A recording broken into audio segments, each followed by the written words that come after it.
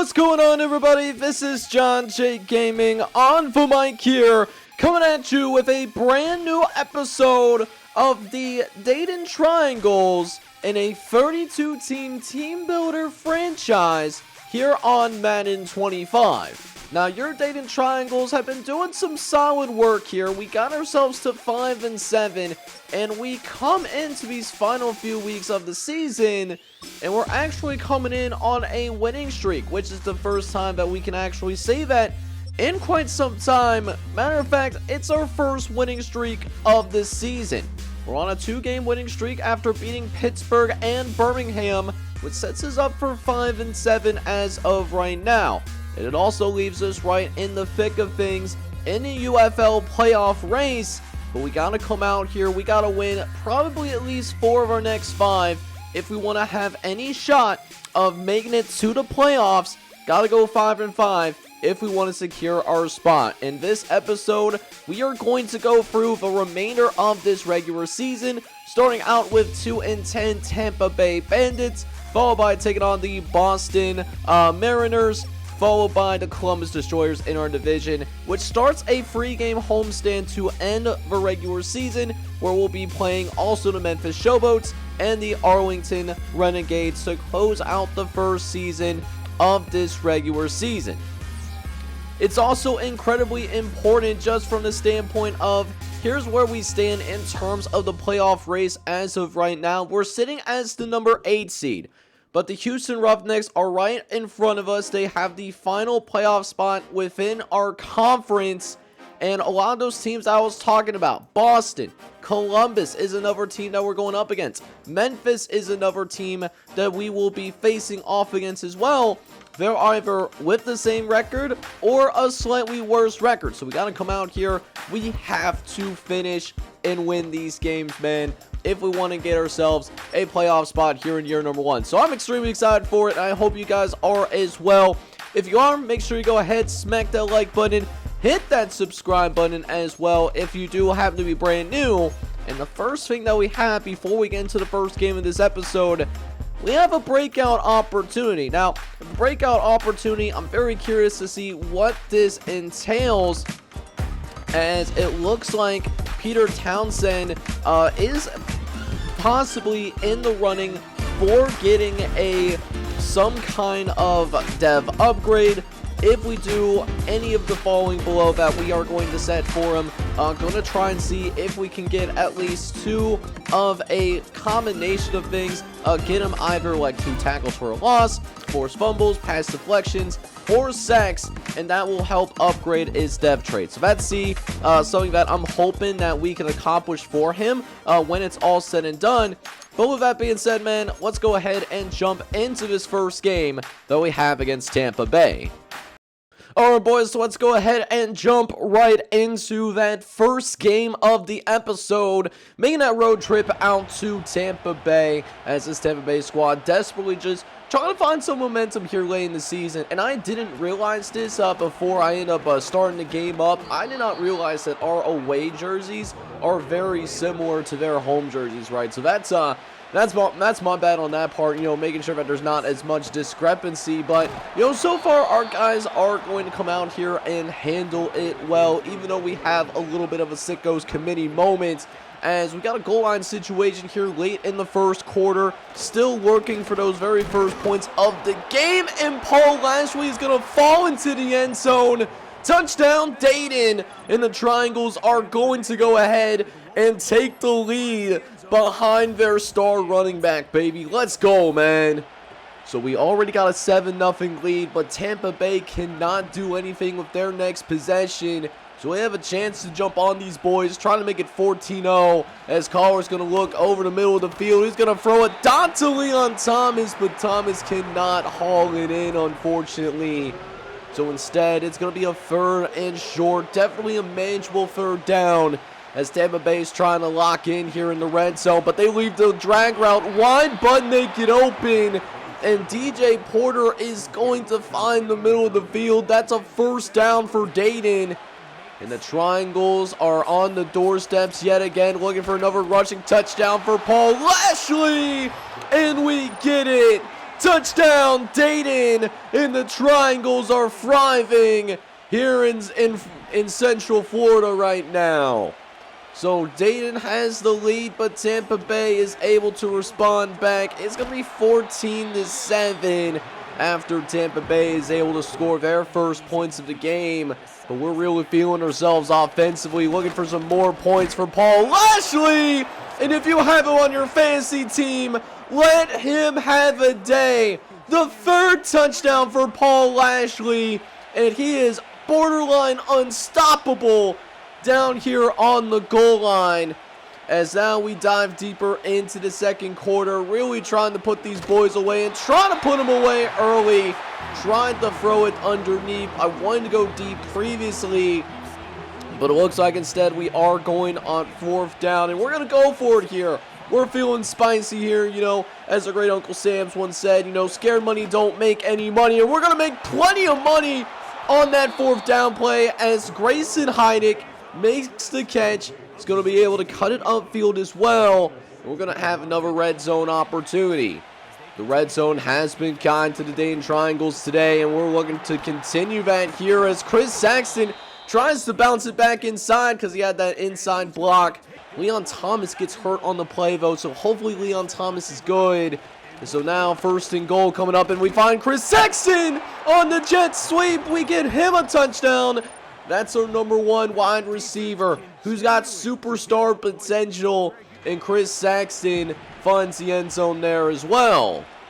However, after that, Tampa Bay starts to claw back into the game, and less than 3 minutes left to play. Tampa Bay can still win this. They could pull off an incredible comeback.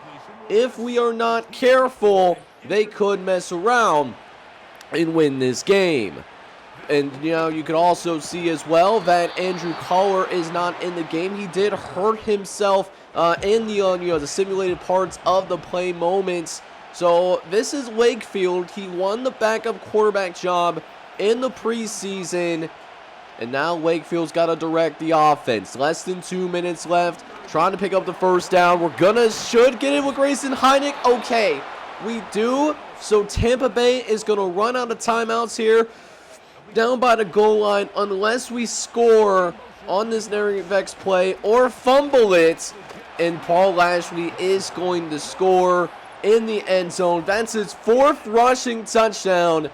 And that should be enough to put Tampa Bay away. We win 35-23, a little bit more exciting towards the end than I wanted, but we win our sixth game of the year. Now, this was one of those games where our offense just was borderline unstoppable, it seemed like, especially in that first half. Coming out with 4 offensive touchdowns in the first half really helped set the tone as we were able to take down Tampa Bay, and we earn our 6th win of the season. Just one game away from getting back to 500, as we did a pretty solid job with setting the tone offensively, like I said, and our defense even did a decent job today. Now, with that being said, Andrew Collar did not have his best day today. 15 for 22, 194 yards, and an interception. He did also have to step out briefly because he did hurt himself. Thankfully, it's not a serious injury, so we'll still see him in the next game. So Joey Wakefield got to step in. He's our second-year quarterback out of Temple. He did beat Nick Jackson for that backup job. And, you know, he was fine. 9 for 15, 100 yards. Didn't turn the ball over, which is what you want out of a backup. That being said, Paul Lashley was able to get a ton of love in the end zone today. He had 4 touchdowns on the ground. He was an absolute animal in the red zone, which is great because our passing attack was not completely on point today. We were also able to get a rushing touchdown with Chris Saxton as well. As for the receivers, DJ Porter led the way with 90 yards, and then both Leon Thomas and Chris Saxton had solid games, as did Grayson Heineck, but nobody else really touched the ball in our passing game today. Defensively, what we saw defensively is that Peter Townsend did end up leading the team in tackles, and it looks like he did have 2 pass deflections as well, which means we should see him get that development upgrade into a superstar. So you absolutely love to see that. He can become a cornerstone of our defense. In other news, Sheldon Albert also led the team in tackles with 7, with Tim Avant and Ernest Cox both being not too far behind. We did, however, have some pressure applied to the quarterback today as we were able to get 3 total sacks in the matchup. Tim Avant led the way with a sack and a half, while Tyler Pointer and Josh Jimenez both were able to get to the quarterbacks as well. Only turnover that I'm aware of that we forced was Ernest Cox, one of our middle linebackers. The experienced player ended up with a 15-yard return, so that was the only turnover that we forced in the ball game. Alright boys, so right after we get done with the game, we do have some love for Ricky Roberts, who does actually earn an upgrade. Now, Ricky Roberts is one of those players that could be a star player for us someday. He already has that star development. He's sitting at a natural 76 right now, but I want to really work on his pass coverage, because what I've seen a lot from our defense this season is that's something that we really struggle with. We struggle with defending the pass, so that's exactly what I want to work on with him, particularly. He is going to be someone that does get plenty of snaps and has been doing that, obviously. So he gets a +2 in zone coverage and play recognition, and also he'll be up to a natural 77 overall as well. So going into the new week, we do get a couple of upgrades for our defensive backs, and notably Peter Townsend, who just got that dev upgrade up to superstar. He is going to get another chance to improve himself. This time, we're going to work on trying to work on his slot abilities, trying to get on that press coverage, man coverage ability, all that good stuff. And he actually does get some +1s across the board here that allows him to become a natural 86, but still slightly being held back because of those morale issues. I'm hoping to cure with some good old-fashioned winning. And then Daryl Upshaw is another player that's trying to get into that 70 overall, so that he might be starting next year. For him, we're going to work on hybrid, so that we can also try to work on that man coverage, try to be a little bit on that side of actually being more usable. +3 to zone coverage and +2 to man is exactly what we want to see, and he becomes a natural 70 overall, which is exactly what we're looking for in this spot. And then checking out the standings real fast, within our conference, we do see that the DC Defenders do become the first team in our conference to secure a playoff bid, so there are 6 bids remaining. Las Vegas and St. Louis are also very close to getting those bids as well, and they're actually in a fight for that AFC West division, and the loser of that battle between Las Vegas and St. Louis is going to have to go on the road for at least their first conference game against likely someone from the AFC South, whoever wins that division, which is kind of crazy to think about. But with that being said, we're only 1 game behind Albany, but we have work to do because Albany does have the tiebreaker on us. Let's see if we can take on the Boston Mariners up next here and see if we can win 2 games in a row in this episode. Alright man, so our boys are going to be on the road once again, this time going up to Boston to take on the Boston Mariners, as Boston comes in 5-8, so a little bit of a putrid record, but with how things are locking up, kind of a lot of mediocre teams in that middle tier of the AFC, both us and Boston are still in the playoff hunt, so this could be considered a potential elimination game, right? So that being said, our boys got to lock in, especially defensively after we gave up that bigger pass. 3rd and 16, they try to throw a little bit of a screen, and they actually do pick up plenty of yards there. They're still going to be shy of the marker, though, and this could have been a moment where they actually go for it on 4th down, but Boston opted to take the points. So here we are going to go ahead and try to respond with our offense as we're trying to go and get a touchdown on the board, but pressure was actually pretty good. Things were locked up pretty considerably, and so we went ahead and just, kind of throw out of the sack, make it still a manageable 3rd and 7. Let's see if we can create some space here for DJ Porter. And it looks like we do actually. DJ Porter not only picking up the 1st down, but he's going to find the end zone too. Touchdown Dayton, and we're going to take the lead here on the road once again. So a 7-3 lead here for your Dayton Triangles, as we'll try to pick up another touchdown here in the red zone. Collar's going to look over to the left-hand side. It's going to throw it out to Grayson Heineck, but there is a penalty on the play. And it looks like it's going to be holding against our offense. Rashad Belton is the guilty party, so that's going to back us up quite a bit. Originally had 2nd and inches, but instead it's going to be 2nd and 10. However, same result as what we had on the previous play. Still going to pick up that first down on the very next play anyways. We just had to come out there and do it with a different receiver. So we got 1st and goal now inside the 10-yard line, but Paul Ashley only needs one play to find the end zone. Touchdown, Dayton! And the Triangles extend the lead once again. However, Boston is going to respond in the very next possession and get a touchdown of their own. So we could be in for a little bit of a pro football shootout on our hands. As Collar's going to look over to the left-hand side. He's going to find Grayson Heidick into the end zone. Touchdown, Dayton. And the Triangles score yet again. And this offense is absolutely on fire right now. And we needed every bit from our offense today, because even though we put it up a huge day offensively, Boston is certainly still in the thick of things, only down by 8. So let's see if we can put up yet another score up on that scoreboard to put the Boston team away. As Andrew Collar has been excellent today, 3 touchdowns and no interceptions. But Paul Ashley is going to be the one that's going to run it in. Another touchdown for the Triangles. Hopefully that's enough to finally put Boston away. They've been stubborn in terms of staying in this game, that's for sure. They're playing extremely hard for a 5-8 squad. That thing is really true. And Sarah puts in a really nice pass up the middle of the field as well. I mean, not easy to thread the needle there, as neither of my linebacks could get to the spot in time. However, 4th down coming up for the Mariners as they desperately need these yards to stay in the game. Looking over to the left-hand side, he might have a receiver! He got it! Touchdown, Boston! As it looks like it might have been Paul Bass there on the coverage, getting burnt by Trevin Black. And now, after the extra point, Boston is only down by 1 possession. So we're just trying to come out here and take some of these timeouts. We get out to Grayson Heidick, who makes the quick catch. Nearly picks up the first down. Going to be just a yard short, however. So a 3rd and 1 that could ultimately decide the game, as Boston only has 1 timeout. Paul Ashley's going to get the carry, but it's going to be stuffed at the line of scrimmage.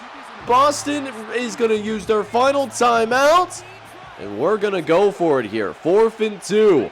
This is for the game on the line, and Paul Ashley is not going to get there. There's also a penalty on the field. It's going to be holding against our offense, and even with that holding, we failed to pick up the first down. So now Boston has a chance to tie it up here with 1:48 left to play. Can our defense make a critical stand? Play action. Sarah got some time. Looks to the left-hand side, and it's a big play. Down the left-hand side all by himself.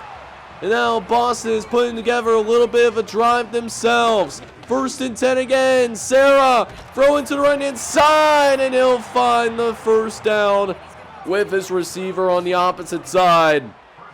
And really compromising our defense right now. Kind of difficult, to be honest with you, if you don't know what you want to go towards. As that should have, it is. It is another touchdown. We had somebody there in the deep safety, but unfortunately some miscommunication is going to hurt us dramatically, as the Boston Mariners will go on and convert the 2-point conversion as well. So yeah, just like that, we're down. It's 35 all, but at least we still have all of our timeouts, and we have one of the emerging stars in the UFL, and Andrew Collar leading the way.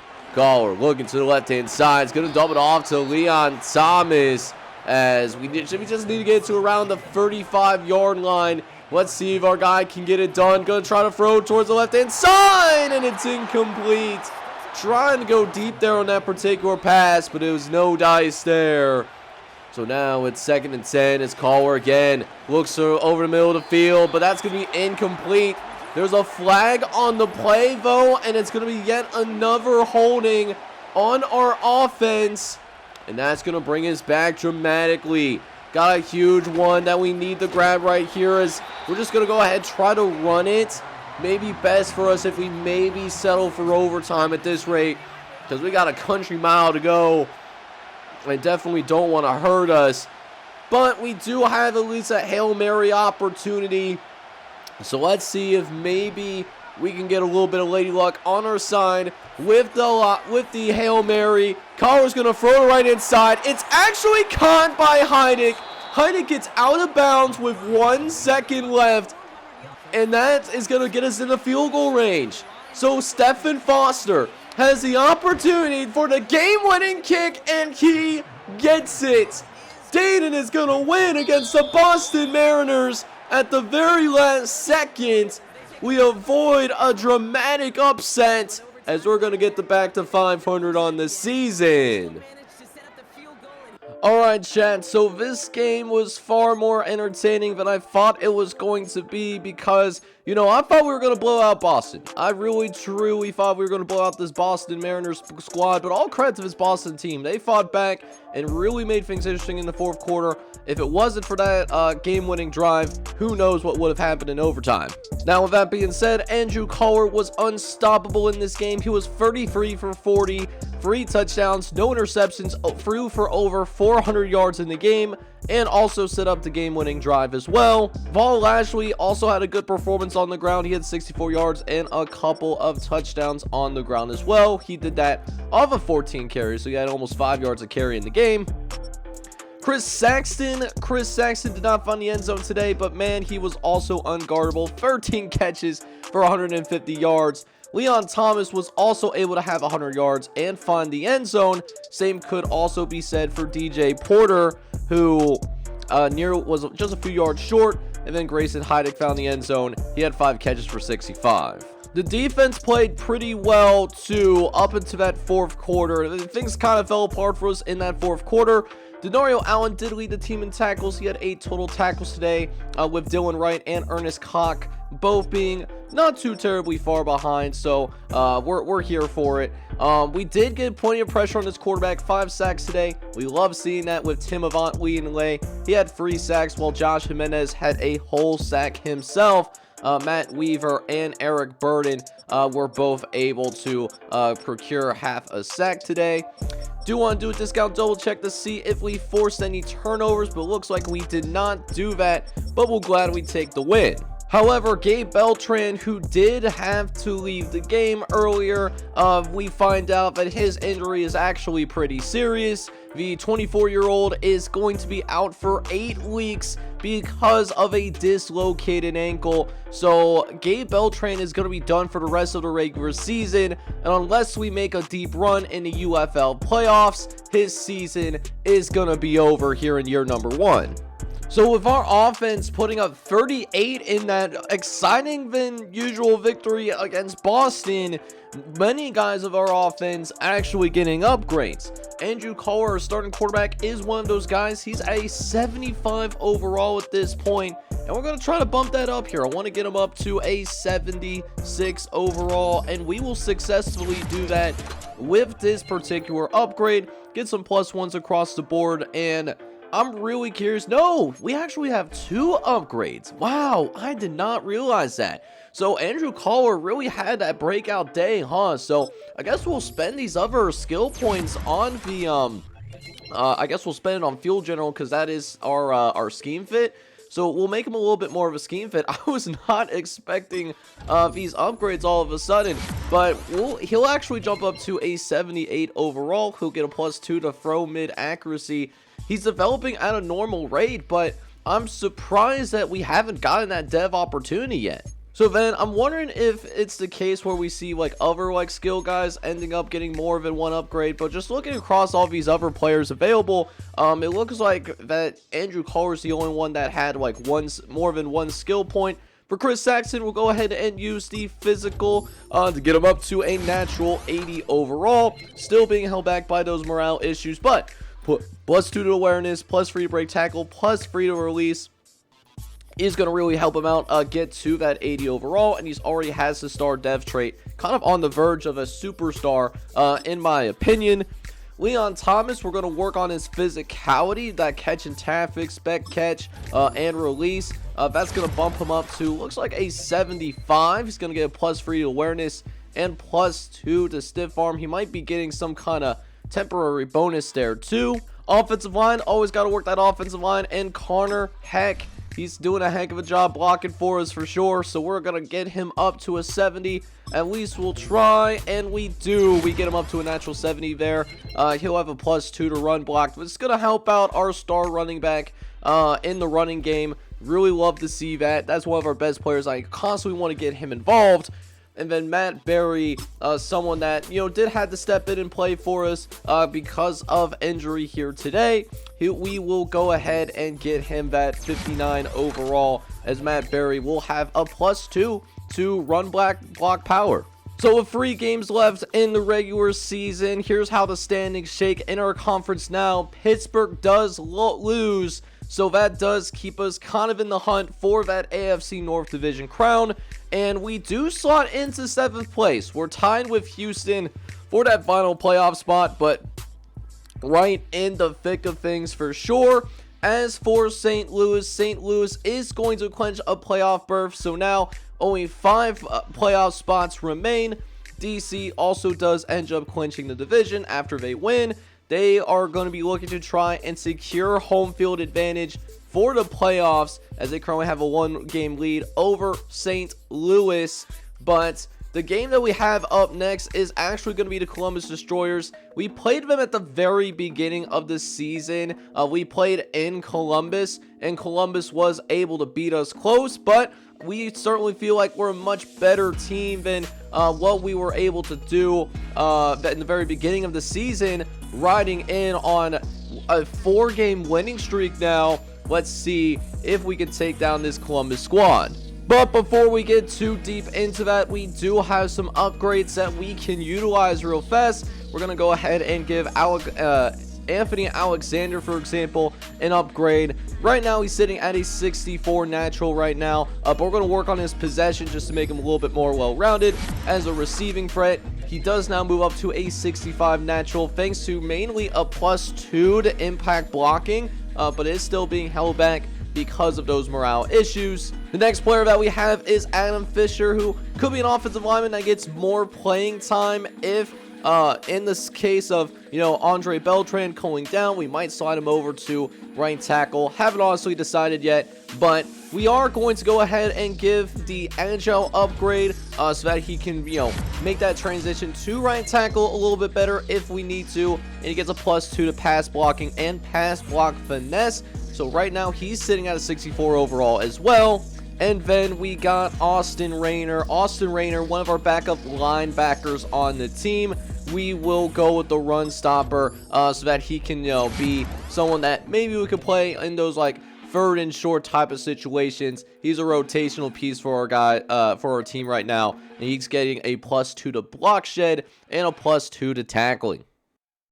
So we already have a couple wins in this episode, though. We're looking to see if we can go 3-0 in this video, as we now take on one of our divisional opponents in the Columbus Destroyers. Now, just like that Boston team that we just beat, they're coming in 5-9, and we're also here at home as well. So this is one of those games where you just simply have to win, as Columbus is trying to put together a drive here early in the ball game, as Curtis is going to get Columbus inside the 15-yard line, but facing 3rd and long though, so maybe we can get some kind of red zone stop, but that would be a pipe dream after all, as Columbus is going to find one of the receivers in the end zone. It's Quaden Woodley who gets the scoring started for Columbus.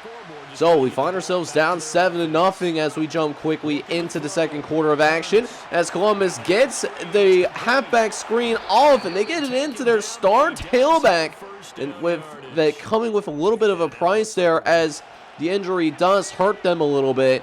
As now 1st and 10 coming up, Columbus going to go with a play action up the middle of the field. Is going to be caught, nearly a touchdown, but I imagine this would be a legal man downfield, because their offensive linemen were out at least 5 yards out. And it was like half of their offensive line as well, because ain't no way. So it's going to be 1st and 15 instead. But Columbus is going to get those yards back and then some. So it's going to become a manageable 2nd down anyways.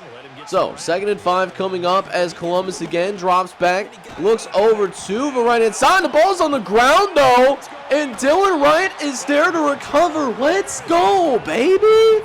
You absolutely love to see it as we are going to get a turnover in the red zone, and everybody loves to see it. However, our offense can't do anything with it as we're still only, we don't have any points on the board, and we had a bust defensively. That was definitely a busted coverage because ain't no way at the professional level you can have someone that wide, butt naked open. But yet, that's exactly what happened there. We are down 14-0 now, as our boys could be in some trouble if you don't score on this drive. Collar's going to drop back the pass. He's going to spend some time looking at the defense. Throws a nice ball to DJ Porter. Gets himself out of bounds, saves some time, and saves that timeout opportunity as well. So we now are inside the 30-yard line. Collar will drop back the pass yet again. He finds DJ Porter for the 2nd time on this drive. Doing some work to try to get the Dayton Triangles back into the game. But that clock is definitely still running. Less than 90 seconds left. We want to try to go for the end zone, but didn't put enough oomph on that ball. As I thought that Ladarius Batch was going to go and play the flat, so I thought we had a chance to get it over the top. But apparently Collar, the rookie quarterback, ends up being fooled. Collar has been amazing here in his rookie season, but that being said, you know, not his best moment for sure, as now we're still down 14-0 here in that 2nd half, as now we'll go ahead and see if our offense can regain their composure. So with that being said, 2nd and goal coming up as Paul Lashley's going to bounce it to the outside. Almost gets away from the linebacker. Oh, if he was able to turn that corner, he was going to be in the end zone for sure. But instead, it's going to be 3rd and goal from the 6-yard line. We're going to throw over the right-hand side, and he's going to end up finding Leon Thomas for the end zone. And that's going to be a touchdown for the Triangles. The first time that we actually scored today. However, our defense has actually been playing pretty well overall here in this game in general. I'm used to our team giving up more points defensively as we're starting to get into that 4th quarter. We still only allowed 14 points, but I need a critical stop from our defense though, as this quarterback has plenty of time to throw, looks over to the left-hand side, and Curtis is going to be able to make the completion and pick up the first down. Or not pick up the first down, but they were very close though. They were very close to picking up the first down as they'll throw over to the left-hand side, and I got just caught up on the slant, and that means we get burnt from behind. Emmett Rogers sneaks behind the defense for another touchdown, and once again, we're going to be down by 2 scores. Which makes this 3rd and 6 a big 3rd down as we're going to throw over to the left-hand side to Leon Thomas, who's going to be able to move the sticks at the very least for your Dayton Triangles. But needing some help, we sure do. 1st and 10 with 6 minutes left in the game as we're going to go ahead and run it with Paul Lashley. And Paul Lashley does end up getting a good head of steam there, picking up a gain of 7 on the play. We'll see if we call 39's number again, and it looks like we actually do. Paul Lashley nearly scoring on that play. So let's see if Paul Lashley gets his number called, but no, instead it's going to be a throw over the right-hand side, and it's going to be DJ Porter scoring. However, we do end up missing the extra point, so we're going to be down by 8. So that being said, not only are we going to have to score on this drive, we are also going to have to pick up that 2-point conversion as well. So, big drive here. This is our biggest chance to make a comeback. 3 minutes and 9 seconds left in the game as Collar drops back. Wants to look over the middle of the field, but runs out of time. Could not switch off to that middle read soon enough, as that is a costly sack. Not only is it a massive loss of yardage, but time is starting to become our biggest enemy right now. So we'll go ahead and call a screen on 2nd and 19 as Paul Lashley pick up some more yards, picks up a reasonable amount of yards as that throw is going to help Andrew Collier get to 4,000 yards in his rookie season. Again, you know, he's been a big reason why we are in the playoff hunt. It's just the development of Paul Lashley. He certainly has grown right before my eyes as the season has progressed. And now it's going to be 4th and inches. Instead of, are we going to rely on our rookie quarterback? Or is we going to get some love for Paul Lashley? Lashley only needs an inch. Can one of the best tailbacks in the UFL pick it up? He can't because he had to bounce it outside the offensive line. Loses a key rep. And now we could be in some trouble here. Columbus with a chance to ice this game once and for all.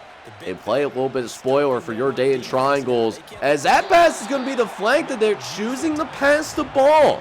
Very interesting decision. We love it here in the Gem City, though. As it's going to be 2nd and 10 coming up. This time the pass is actually going to be completed. But we might have been able to force him out of bounds, though, as that was caught on the 2-minute warning or the 2-minute timeout if this was at the NCAA level. But, I mean, we all know that it's actually a 2-minute warning there at the college level as well. 3rd and 6 coming up, though, as we are going to see if we can get a sack on defense, and we get it.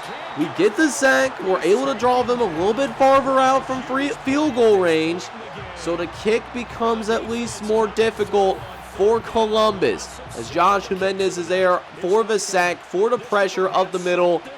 And now Columbus is going to settle for the field goal. This is from about 50 plus out, and drills it with no problem. So now down by 11, and now we really need some help right now. We will get the completion to Leon Thomas. And then 3rd and inches a couple of plays later. Collier's going to sit back with 3 wide to the left. He's going to survey the defense, but sees him win over the top as Chris Saxon is going to have a touchdown. We will need the onside kick still, as Saxon's not going to even bother celebrating there. Great play, but it's not going to be enough, as Columbus is actually going to pull the upset off on us. We're going to lose 24-21, and this loss is definitely going to sting, because this is a game we really should have won. So a crushing loss, as we couldn't find any kind of consistency on the offensive side of the ball until the second half. And when that happened, you know, it was a little bit too late for us. We did turn the ball over a couple of times. That did hurt us. That touchdown that we threw, or not the touchdown, the interception that we threw in the red zone is certainly going to haunt us in this game, I feel like. And listen, Andrew Collier did not do a great job taking care of the ball today. I'm going to be honest with you. He threw multiple interceptions. So this loss is on him. If we're going to be honest with ourselves, the defense I thought played fine. He did throw 3 touchdowns and 292 yards, but one of them was when it was a little bit too little too late. Paul Lashley really couldn't get anything going on the ground today. He only had 3 yards a carry off of 14 carries today. DJ Porter did have a 100-yard day with the touchdown, and then Leon Thomas was also able to find the end zone. Same could be said for Chris Saxon with less than a minute left, but we did fail to get the onside kick, so we didn't get to see this offense get some burn one last time. And like I said, the defense was actually not terrible today by any means. Ernest Cox did lead the team in tackles today, followed by Dylan Wright, our star linebacker. We also were able to get a couple of sacks. Tim Avon had a sack, and then Josh Jimenez actually got a sack as well to try to help set our offense up for one final opportunity. We did also get a turnover first change, and we did this turnover in gameplay, and it was Denario Allen that is going to be the one that was going to initially force that fumble, and it ends up being recovered by Dylan Wright, one of our star linebackers. So even though we did end up losing that game, and we really needed that game, trust me, that being said, we get a ton of upgrades for various players on the roster. Let's go ahead and jump into what kind of upgrades we decide to go ahead and utilize. So Denario Allen is the first person up, and I think for both of these upgrades, we're going to go ahead and go with zone. So the first zone upgrade is going to take him up to a natural 80 overall with zone coverage. And then because it's a scheme fit, we're gonna go with the aforementioned zone coverage again. So it's actually gonna take him up to an 81. He's got +4 play rec and +2 tackle. Anton Mills did also end up getting a couple of upgrades as well, and for both, I think I'm going to use them for pass protection. The first one is going to take him up to a 74 with +2 block finesse, and then the other upgrade is going to bring him up really to a natural 76 overall, but not as many impactful stats this time around. As for Dylan Wright, he only ends up getting one upgrade that we get to work with, so we're going to use it on pass coverage because Lord knows we need all the help that we could get in pass coverage in Madden 25. He gets +4 to man and +2 to play rec, which is cool. Eric Carey is another guy that is going to get looked at as well, and Eric Carey we will imply into power. He's now a natural 84 overall. Rasheed Belton, we're certainly happy to have him on this team as well. Another quality offensive lineman that we're going to use agility for. That's going to bring him up to an 82 overall. So 2 80 overall offensive linemen, which you love to see. Travis Merritt, you don't really hear about the punter, and for good reason. You know, we do have one of the most explosive offenses in the league, and we'll go ahead and use it for power. He should be a natural 79 now if it wasn't for morale. And finally, Shaquan Bernard actually stepped up for us. He started at left guard, so that we could slide one of our better offensive linemen out to right tackle. So Bernard, we're going to work on power for him, and he is going to become a natural 62 overall because of it, with +2 in particular to pass block, which is great because, you know, we pass the ball all the time. So now, because we lost that game, we are now in a 4-way tie between not only us, but Albany, Memphis, who we're going to be playing here shortly, and the Houston Roughnecks. Those are 4 teams right there that are going to be vying for now just 3 playoff spots. It almost seems like, because we had another couple of teams that ended up clinching. So what we ended up seeing is that Pittsburgh does clinch winning the division because of the fact that we did end up losing. And then not only that, Las Vegas is also going to clinch a playoff berth as well. The San Antonio Brahmas are also going to clinch the division. So right there, that's 5 playoff teams set in stone. But the thing is, we are now running into, listen, there is just 2 playoff spots remaining, and mathematically all but one team is still vying and has a mathematical possibility of getting one of those 2 final playoff spots. So it just goes to show that these next couple of games, and of course the game that we have against Memphis, is just that much more important. But first, we do have to upgrade one of our players, as Grayson Heidick is on the edge of being a 80 overall person, even with the morale issues that we're facing. We're going to work on possession here yet again, you know, focus on being a threat in the red zone. And even with the morale issues, he's now officially an 80 overall. He gets a +2, most notably the spec catch, so he is showing out as one of the best tight ends in the UFL, and we're looking forward to continue seeing him grow.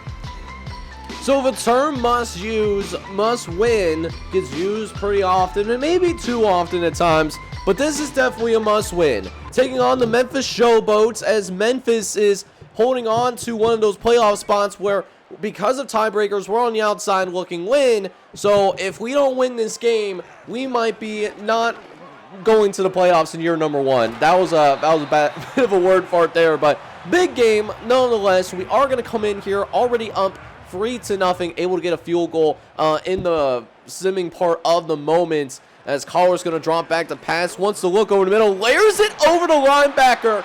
That is a big time throw by the rookie quarterback.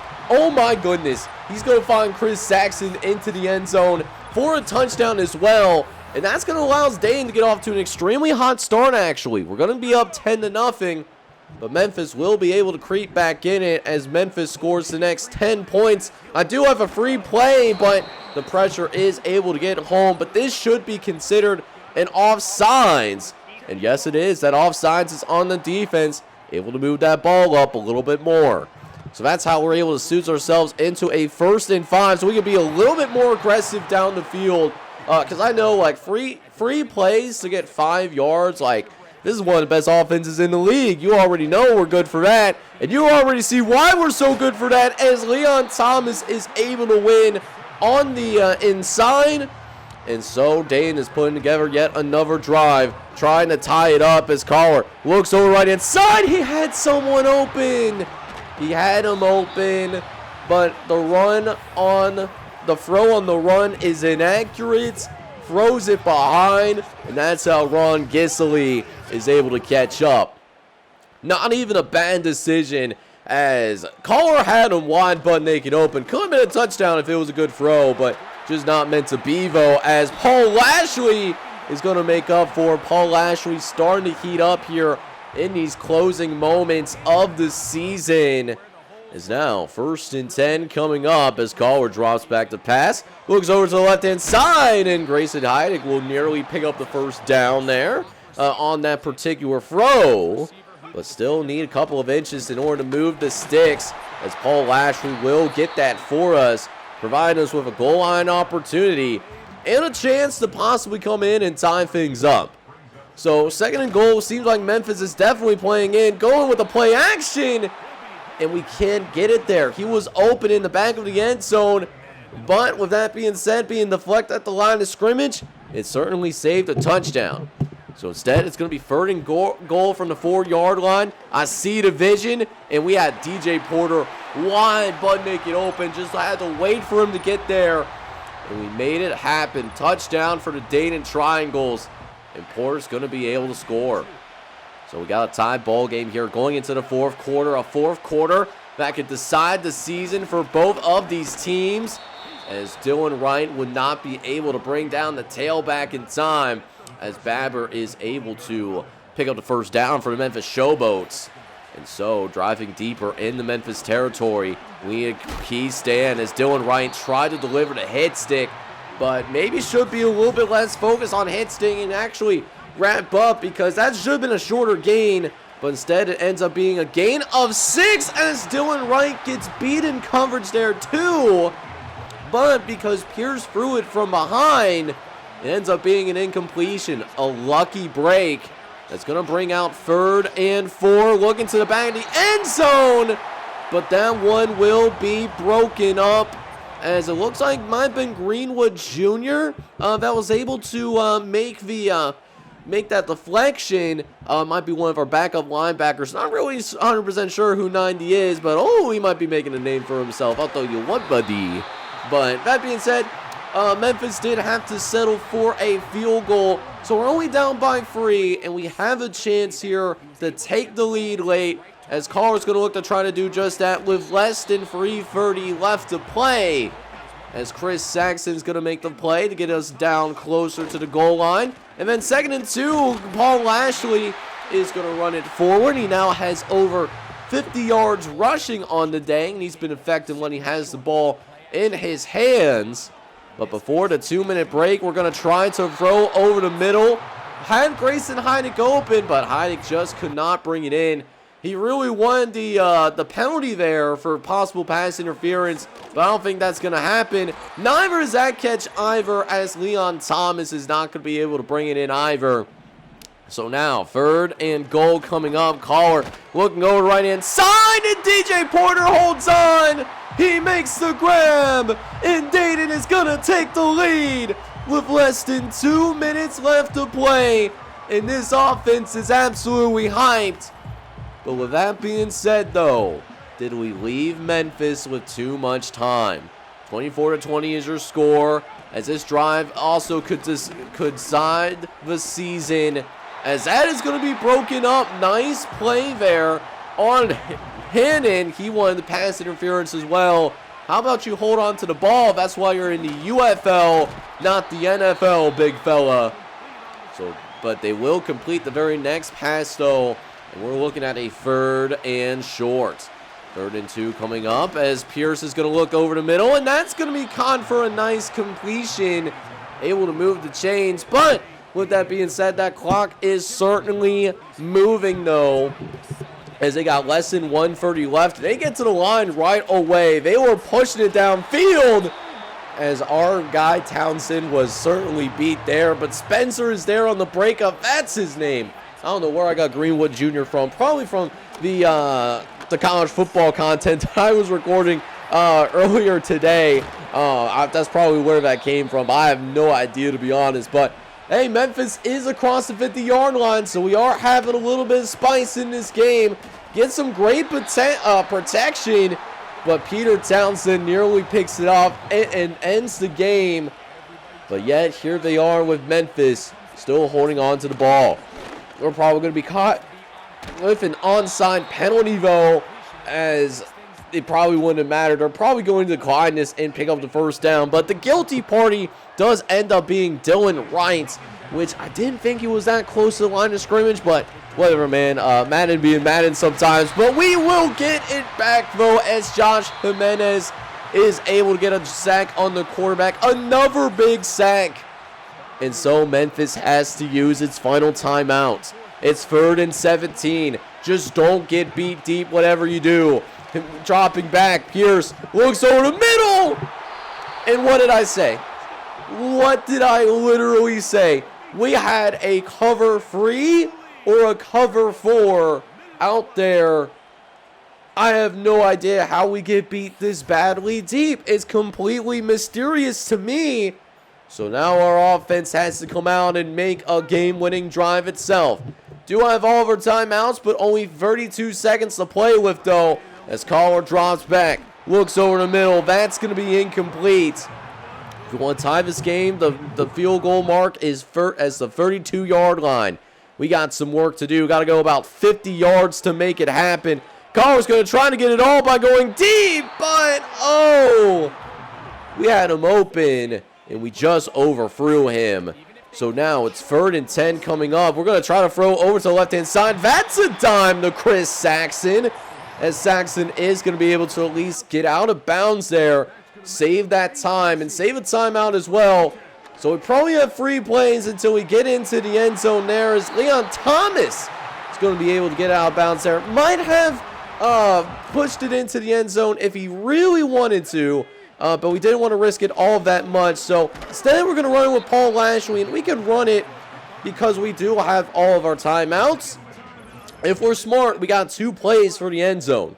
We'll see what one of those plays are, as Collar's going to look over the right-hand side. And no one was home there. So it's going to be 3rd and 5. But you already know what we're looking for. We're looking for that end zone. We'll see if we can get it on this particular play. As 3rd and 5 coming up, Collar looking over the middle. He's got a guy open, and Leon Thomas is there. Touchdown, Dayton. So some last-minute heroics by the offense should be enough to carry Dayton over the top. And that's going to do it here, folks. We are going to win against Memphis in the closing seconds in order to essentially keep our playoff hopes alive. On to our final game.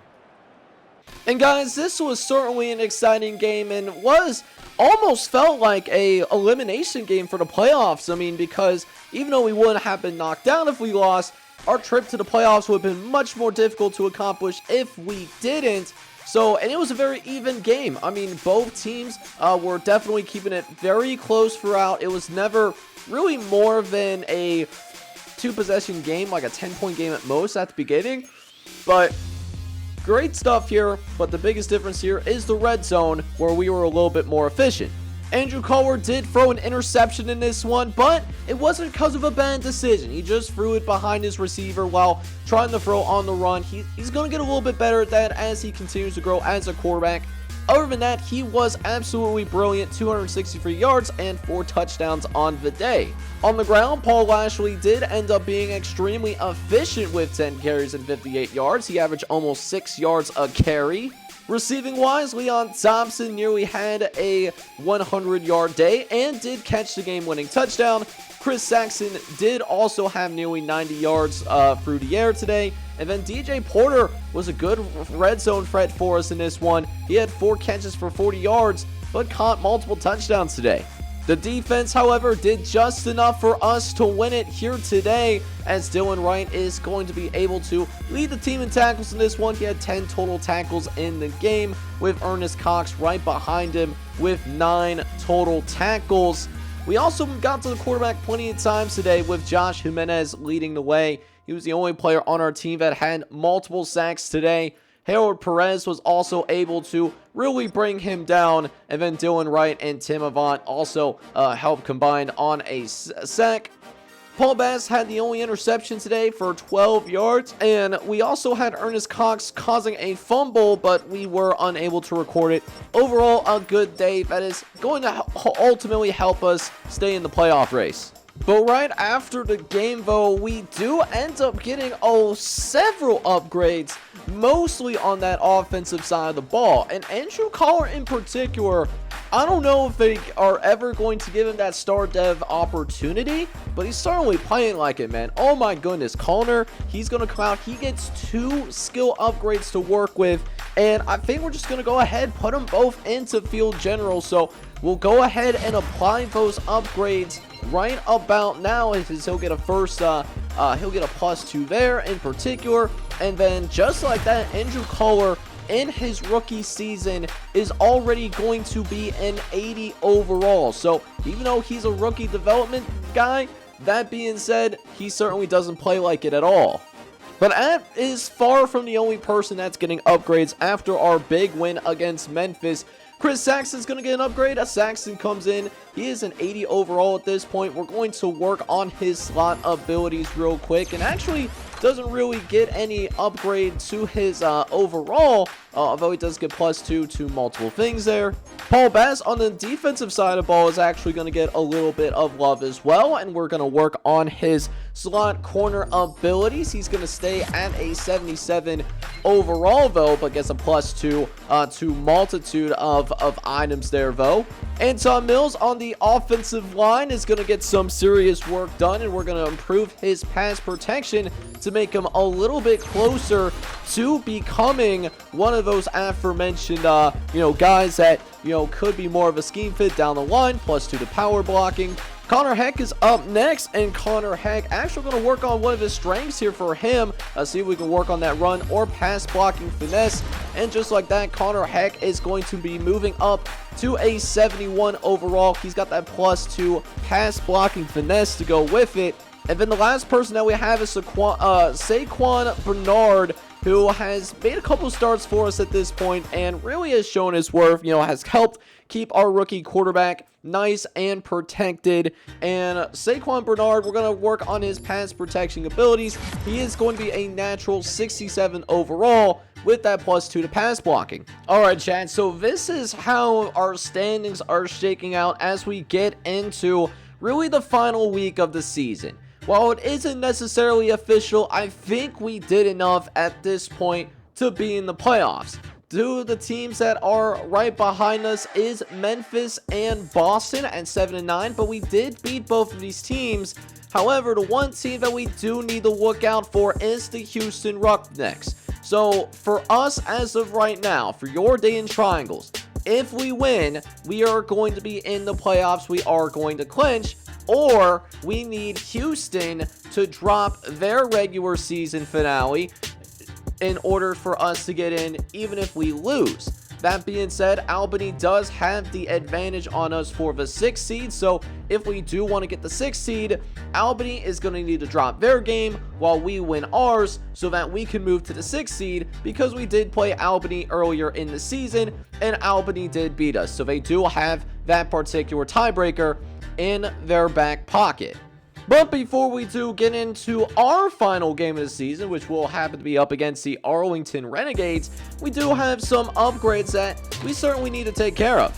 One of those upgrades is going to be for Paul Lashley, and we're going to let him upgrade his elusive back. He's now going to be up to a 94 overall, and he's someone to certainly watch out for in terms of someone that could be getting some NFL interest at the end of the season. So if we can keep him, that would be huge because he is essential for a running game, but that could be something to certainly monitor for sure. As for the other guys on this list, our superstar Peter Townsend is going to get yet another upgrade, and we're going to work the man-to-man, so that's going to bring him up to an 86 overall now with now a +2 to man coverage. Eric Carey, who is one of the younger offensive linemen on our roster, he is going to get an upgrade as well. And we're going to work on pass protector for him, as that is going to bring him to a natural 85 overall. So he's certainly a young stud that we have on our roster. Paul Bass is another one of those corners that we do look to for guidance and for, major reps. So Paul Bass does get an upgrade, and we're also going to work his man-to-man. And for the time being, even though he's probably a 78 natural, he actually has a temporary boost right now. He's currently has that +3 to press to go with it too. Also getting some upgrades is Jonathan Hicks, who's one of our starting safeties, and really wanted to take a look at that hybrid type of mode. He's now a natural 76 overall with a +3 to man coverage and +2 to play recognition. And one of the last upgrades that we have is for Joe Spears, who doesn't get a lot of reps on offense, but we do see him plenty of times on special teams, and we're going to improve his receiving back, which could be really beneficial for our offense, given that we do pass his ball quite a bit. You guys already know this by now. Alright boys, so let's go ahead and jump into our final game of the regular season, as we will be back at home in the comforts of our own building. We're taking on the Arlington Renegades, and the Renegades, winning this game would definitely cement them into the playoffs, and we can see why there might be considered a playoff team, because late in the first quarter, this Arlington squad is definitely giving us some trouble for sure, as we're going to go down 10-7 here, but in the closing moments of this first half, Arlington having the chance to put some more points on the board, and they're going to make it happen, or at least be a lot closer to making it happen, as Altman is going to be able to throw over the middle.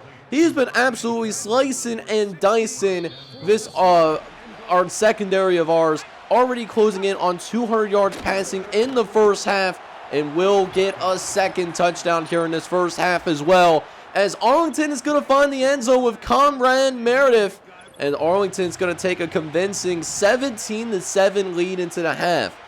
Now, for us offensively, our offense has not really shown up to play either. So, for a game in which has so much importance and could absolutely determine our spot and our place in the playoffs without having any lady luck on our side, through the rest of the league, not really playing at that playoff level yet, right? So, here we are, 4 minutes left in the game. We're down by a couple of touchdowns, and we need to get something going, and we really need to get something going now. Less than 3 minutes left in the game as Collar's going to drop back to pass, looks over to the left-hand side. He had him open for a minute, but just took too long to make the decision, though, and it's going to be 2nd and 10 instead, where we'll go with 4 wide receivers on the field. Looking over the middle of the field, he's got an open Leon Thomas, and Leon Thomas is going to be able to get out of bounds. And Andrew Carr, he's been solid today, not a liquid or a gas, just hasn't had a ton of help from the rest of the team today, and that includes their star tailbacks. Paul Lashley hasn't really done much of note today, hasn't been nearly as effective. We will, however, throw a dime out to Grayson Heidick into the end zone for a touchdown, as Grayson Heidick is going to allow us to get us a little bit closer here. But we do need a stop against this Renegades team. If we can't get him off the field, then we could be barbecue chicken. We do give up our 1 first down that we're supposed to give up. There is now just 2 minutes left on the clock, though. So got some work to do for sure. 3rd down coming up that could decide the game right here, right now. They pass for it, and they're going to get it. They will provide the forward progress. And it looks like in terms of our playoff chances, we're going to need some help. We had an opportunity to clinch it all by ourselves by beating Arlington. We just couldn't do it. And so that means that our playoff hopes are going to be in the hands of other people. Alright boys, so this was certainly a very difficult game to lose, as this is one that we really needed against Arlington. And shout out to the Renegades on the other side, man. 10-7, for the regular season. That's nothing to scoff at whatsoever. They absolutely 100% deserve a firm playoff opportunity. As for us, we're just going to have to wait and see what other teams around the league do, unfortunately. Now, taking a quick look at the stats for our guys, Andrew Kohler was brilliant again. 261 yards, 3 touchdowns, no interceptions. Also had a 64% completion percentage, which is, really showing some serious poise as a rookie quarterback. I've been extremely pleased with his development. For the running game, Paul Lashley was pretty good. He had over 5 yards to carry in 11 attempts, and Kohler had the ball a handful of times as well. For receivers, Chris Saxon led the way with over 120 yards and a touchdown. Also finding the end zone was Leon Thomas with 6 catches and 92 yards. And then Grayson Heidig, off of his couple of catches, was able to find the end zone once as well, which is cool to see. But I think regardless of whether we make the playoffs or not, is going to have to try to find more playmakers outside of these top 2 guys. We know Dylan Wright is a stud, and we know that Peter Townsend is a stud as well. They both have either X Factor or superstar development. Just need some guys to really step up around those 2 cornerstones on our team. We do have Tim Avant, who was able to get a sack, but no turnovers forced in the game. It was a clean game played by both teams, but neither was really able to distinguish themselves out there. But before we check out to see what happens to our fate, whether we go to the playoffs or not, we do have some upgrades that we need to do real quick. Denario Allen is one of them, and Denario Allen already is sitting as an 81 overall, and we're going to try to get that overall rating even higher, and we might have done that. His temporary rating just went up like a -1, and so he might actually be like an 82 overall, even though it doesn't really show that. Andrew Kohler, on the other hand, gets yet another upgrade. He has been really developing extremely quickly for somebody that really does not necessarily have like a star dev trade. Like for a normal dev trade, this is someone that's actually developing extremely quickly, which I'm pleased to see. He does get +2 to break sack, throw on the run, and throw under pressure, so he's gonna finish possibly his rookie season as an 83, which, that's awesome to see someone of his caliber. Now, with that being said, Chris Saxon is someone that we did take a look at as well. He's our #1 wide receiver for sure, and I definitely want to improve his strengths here in this case, as we'll go ahead and work that deep threat a little bit more. He's now an 81 overall with a +3 to awareness and a +2 to spec catch as well. And the last upgrade that we have is to the guy on the other side of Chris Saxon. That is Leon Thomas. And Leon Thomas is a 75 overall, but we're looking to see if we can turn that into a 76 overall, and we do. Leon Thomas is now a 76 overall with a +3 to deep route and a +2 to medium route running as well. So because we lost our game against the Arlington Renegades, what we needed was Houston to drop their final game of the season in order for us to secure a playoff berth. And by golly, we actually had that happen for us. So Houston loses to the Charlotte Knights 18-35. So they lost pretty comfortably. And you want to talk about a brutal final stretch of games for the Houston Roughnecks. They finished the season on a 5-game losing streak. They lose to the Minnesota Blizzard. They lose big to the San Antonio Brahmins. The Birmingham Stallions, who we won with relative ease, actually gave them a hard time. And then they lose again against San Antonio. So those last 5 games that they lost, none of those games are any closer than 10 points. So this was a Houston Roughnecks team that was pretty brutalized towards the end of that regular season, and that choke job is going to create a spot for us in the playoffs.